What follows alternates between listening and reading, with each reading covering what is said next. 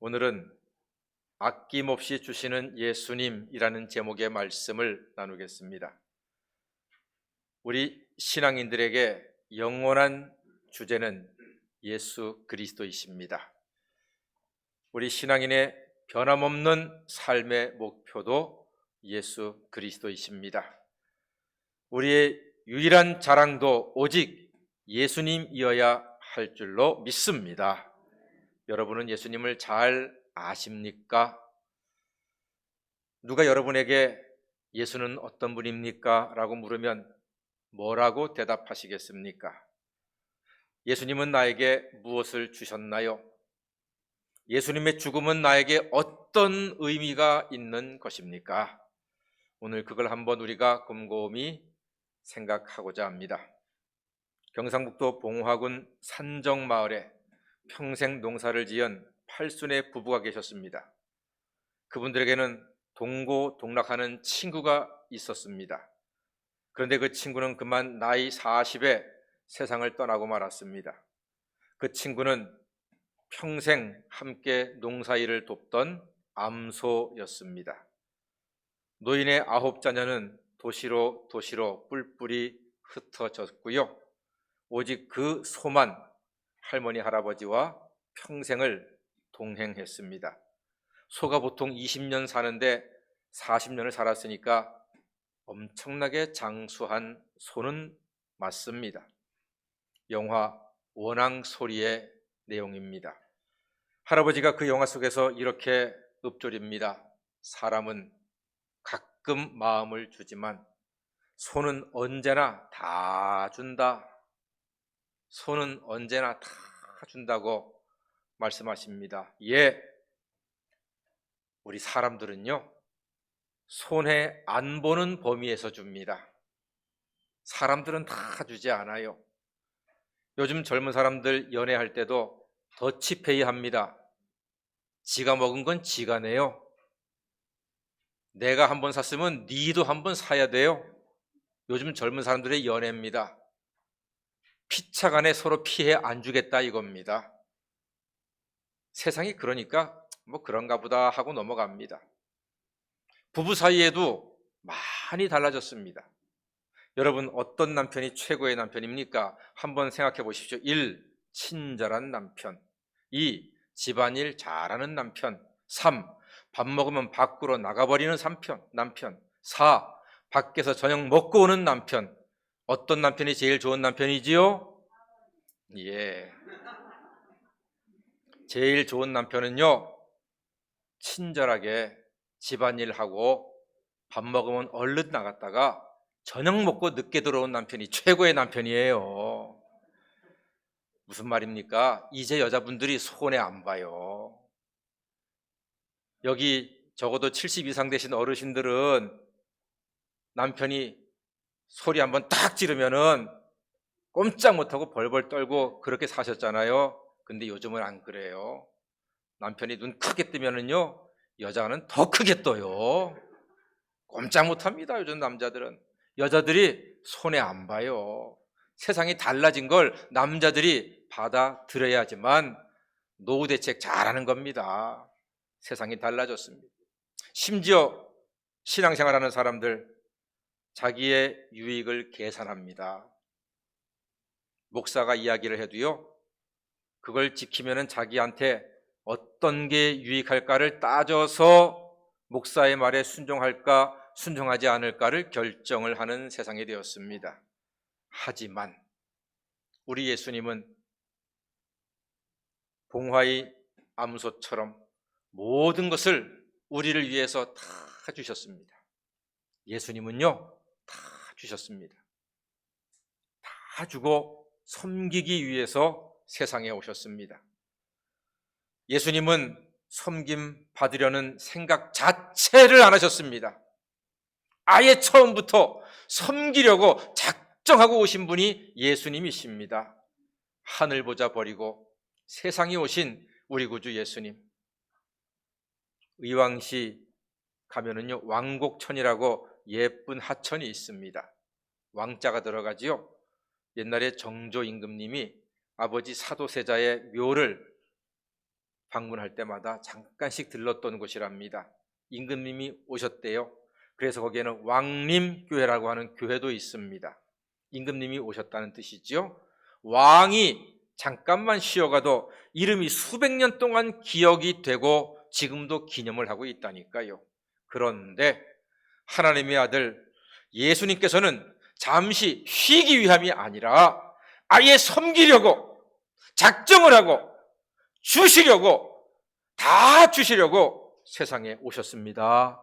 놀라운 일입니다. 엄청난 일입니다. 고마운 일입니다. 감사할 일입니다. 여름이 되면은 이곳저곳에서 홍수가 나가지고 수해를 입습니다. 수해 난 장면을 TV에서 보면은 가슴이 아프죠. 1층이나 반지하 같은 데 물이 들어오잖아요. 다 버려야 돼요. 물 먹은 거는 아무짝에도 쓸 수가 없습니다. 그런데 수해가 나면은 대통령, 총리, 장관, 국회의원들이요 팔 걷어붙이고 가서 같이 작업을 해주세요. 어떤 분들은 사진 찍고 한두 시간 만에 돌아가시지만 또 어떤 분들은요 하루 종일 진흙 묻혀가면서 작업을 해주세요. 그럼 TV에서 보면은 그 장면만 봐도 위로가 돼요. 아이고, 저 높은 분들이 저렇게 해주시는구나.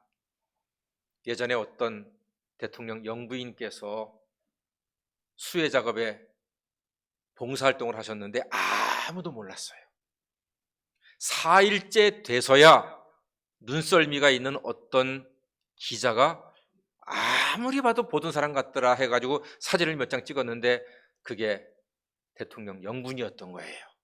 4일 동안 세상에 모자 푹 눌러쓰고 몸빼 바지 입고 진흙 묻혀가면서 똑같이 먹고 똑같이 입고 똑같이 자고 똑같이 일을 했던 거예요. 아무도 모르게. 근데 그게 나중에 알려져 가지고 사람들이 감동을 많이 받았어요.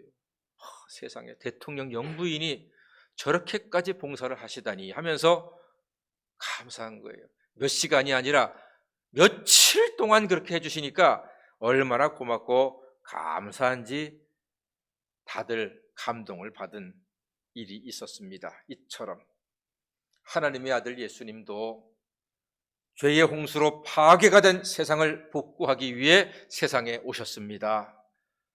복구 작업을 위해 며칠 머무는 정도가 아니라 아예 자기 목숨을 많은 사람의 대속물로 주시기 위해서 작정하시고 세상에 오셨습니다. 세상 복구 작업에 당신의 생명을 걸고 오신 겁니다.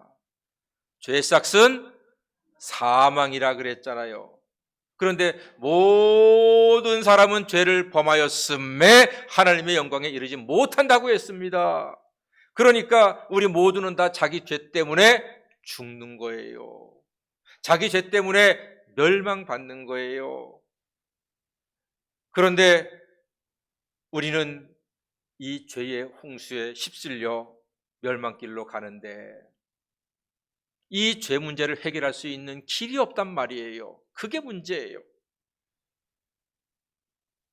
물에 젖은 가재 두고야 버리고 다시 사면 되고 돈은 들지만 집이 못 쓰게 됐으면은 다시 집을 줘도 되고 차가 물이 먹었으면은 팔아버리고 새 차를 사면 됩니다. 돈이 좀 들어서 그렇지. 그러나 죄로 물든 우리 영혼은 돈으로 안 되고 다시 세울 수도 없고 방법이 없습니다.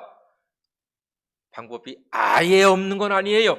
딱 한 가지 방법이 있어요. 죄 문제 해결할 수 있는 딱 한 가지 방법이 있어요. 그것은 바로 죽는 거예요. 죄의 삭은 사망이기 때문에 내 죄로 내가 죽어서 죄 문제를 해결하든지 그건 난 죽는 거잖아. 끝이잖아. 근데 나 대신에 다른 짐승이나 다른 사람이 피를 흘려 죽으면 그것도 내 죄가 용서받는 길이거든요.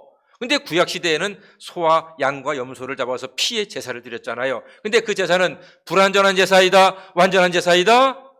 불완전한 제사거든요. 그걸로 우리의 죄를 완전히 씻을 수가 없고 우리가 영생에 이를 수가 없습니다. 그래서 하나님의 아들 예수가 이 땅에 어린 양으로 오셔서 당신이 어린 양이 되어 십자가에 달려 죽으심으로 피를 흘림으로 그를 믿는 자는 누구든지 예수의 피로 대속함을 받아 죄사함 받고 영생을 얻게 된 줄로 믿습니다.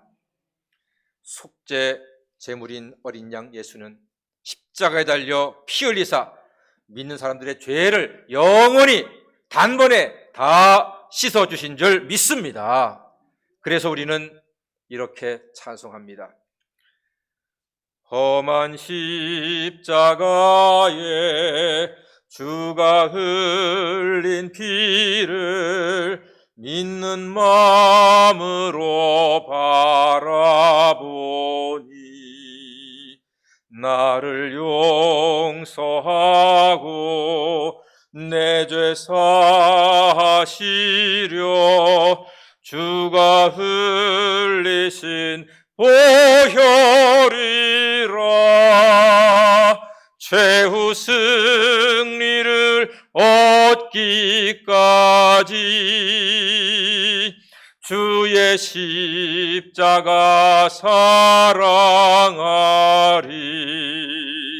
빛난 면류관 받기까지 험한 십자가 붙들겠네. 아멘. 우리 살아있는 동안 나를 위해 십자가에 죽으신 예수님, 예수 그리스도의 십자가를 끝까지 붙들고 믿고 의지하는 하나님의 자녀가 되시기를 바랍니다. 나를 위해서 아낌없이 다 내어주신 그 예수님의 사랑을 우리가 가슴속에 기억해야 합니다. 그래서 오늘 마가복음 10장 45절은 꼭 마음속에 새겨 놓으셔야 할 말씀입니다. 신학교 입학시험마다 빠지지 않는 암송 구절이 마가복음 10장 45절입니다. 반드시 암송해야지만 신학교에 들어갈 수 있습니다. 우리 다 같이 한번 읽어보겠습니다. 마가복음 10장 45절 시작. 인자가 온 것은 섬김을 받으려 함이 아니라 도리어 섬기려 하고 자기 목숨을 많은 사람의 대속물로 주려 함이니라. 아멘. 아낌없이 주시는 예수님이십니다. 1972년 칠레로 가는 비행기가 있었습니다. 작은 비행기입니다. 운동선수와 승무원 합해서 45명을 태운 비행기가 안데스 산맥, 어마어마하게 크고 넓고 험하고 깊은 산맥이거든요. 그 산맥을 날아가다가 기체 결함으로 추락을 하고 맙니다. 완전히 엄동설한이지요. 얼음과 눈밖에 없는 산 중턱에 비행기가 처박혔습니다. 10일 동안 통신 두절된 그 비행기를 찾기 위해서 많은 구조대가 헬기와 비행기를 타고 찾아다녔지만 머리털 하나 찾지 못했습니다. 그래서 10일 만에 전원 사망 선고를 했습니다.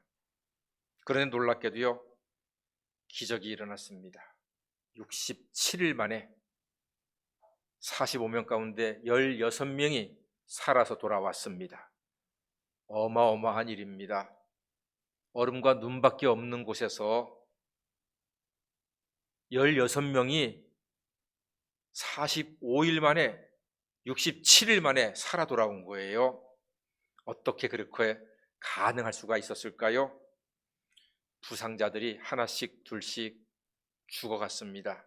비행기가 추락했으니까 많은 사람이 부상을 당했는데 치료할 방법이 없으니까 죽어가는 거예요. 그 부상을 입은 사람 가운데 죽음이 얼마 남지 않은 한 청년이 있었는데 예수 믿는 청년이었어요. 믿음이 좋은 청년이었어요. 그가 성경에서 봤고 설교 시간에 들었던 예수님이 생각났습니다. 예수님께서 자기의 살과 자기의 피를 제자들에게 주면서 성찬식에서 그렇게 했잖아요. 먹어라. 이 살은 너희를 위한 고통받는 찢긴 내 살이다. 먹어라. 너희가 살리라 그랬잖아요. 그 말씀이 생각나서 유언을 남깁니다. 형제들, 내가 죽으면은 나를 묻지 말고 내 살을 먹어서 반드시 살아나시기를 바랍니다. 그리고 아버지, 어머니에게도 유언장을 썼습니다. 어머니, 아버지, 예수님처럼 내 살을 형제들에게 줍니다. 내 살을 먹은 형제들이 살아나기를 바라는 마음으로 예수님을 따라서 그렇게 했습니다. 그러니까 괴로워하지 마세요. 울지 마세요. 아파하지 마세요. 라고 편지도 남겼습니다. 그리고 그 형제가 죽은 이후에 따라 죽은 많은 사람들이 똑같은 유언을 남겼습니다. 나도 먹고서 당신들이 꼭 살아서 세상에 나가 내가 살지 못한 삶을 나 대신 살아주세요 라고 이야기하면서 마지막까지 버틴 사람이 16명이 살았습니다. 물론 이 이야기는요, 영화 얼라이브라고 하는 영화로도 만들어진 영화입니다. 그런데 내용은 제가 말씀드린 것과 조금은 달라요. 근데 사람의 살을 먹고 사는 건 맞아요. 그래서 마지막에 이 16명이 그 충격이 너무나 크기 때문에 사회로 나오기 위해서 정신과 치료를 오랫동안 받았다고 합니다. 그 다음에야 정상적인 사회생활을 할 수 있었다는 그런 이야기가 있습니다. 여러분, 예수님의 성만찬을 기억한 그 청년은 자기의 몸을 예수님처럼 친구들을 위해 내어주고 친구들을 살렸습니다. 우리는 모두 인생의 항로에서 죄의 폭격을 맞고 추락하여 죽을 인생들입니다. 사망과 절망의 깊은 산맥에서 살아날 길이 안 보이던 사람들이었습니다. 그런데 우리를 사랑하신 하나님의 아들 예수가 나를 살리려고 자신의 살과 피를 우리에게 다 쏟아 부어 주셨습니다. 예수님은 안데스 산맥의 그 청년이 본받으신 것처럼 당신의 살과 피를 아낌없이 주고 죽으셨기에 우리는 지금 이렇게 살아서 예배할 수가 있는 것입니다. 예수님은 우리를 위해서 다 주셨습니다. 아낌없이 주셨습니다. 그 덕분에 이제 우리는 속죄받고 구원받아 하느님의 자녀로 살 수 있게 되었습니다. 그러므로 여러분이 얻고 누리는 이 귀한 생명 어떻게 함부로 살 수 있겠습니까? 서로 사랑하며 살아가시는 후회 없는 인생이 되시기를 바랍니다. 범사에 감사하며 살아가시는 하나님의 자녀가 되시기를 바랍니다. 그리고 하나님께 영과 진리로 예배함으로써 하나님께 영광 돌리는 하나님의 자녀가 되시기를 주님의 이름으로 간절히 축원합니다. 아멘. 기도하겠습니다. 사랑의 주님, 오직 우리 같은 죄인 구원하시려고 험한 세상에 오셔서 많은 고난을 기꺼이 당하심에 진심으로 감사드리옵나이다. 이제 예수님의 고난으로 받은 이 귀한 생명, 날마다 서로 사랑하고 범사에 감사하고 참된 예배자로 살아 하나님께 영광 돌리는 복된 사람들이 다 되게 하여 주시옵소서. 예수님의 이름으로 기도드립니다. 아멘.